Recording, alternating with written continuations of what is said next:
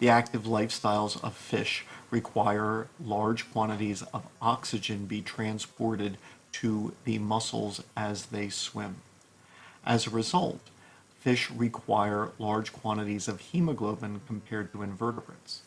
And because hemoglobin would otherwise be lost at the kidneys when urine is formed, this hemoglobin must be located inside cells, the red blood cells of the blood.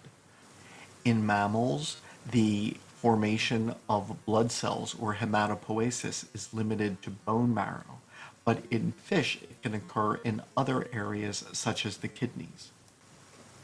These are slides of fish blood.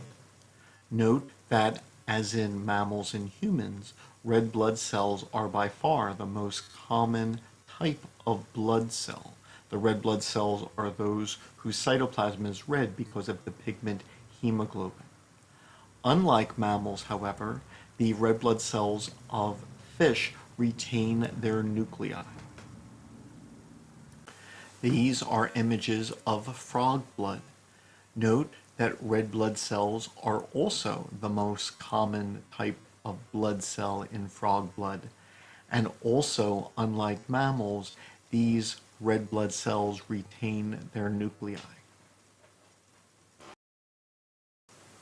Likewise, in this turtle blood, red blood cells are the most common blood cell, and they retain their nuclei, unlike the red blood cells of mammals.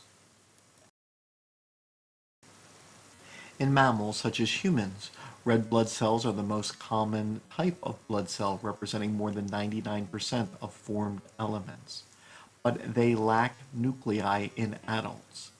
In these images, the first red blood cells produced in fetuses do possess nuclei, but those which are produced in the bone marrow later, as opposed to these early red blood cells produced in the liver, they lack nuclei.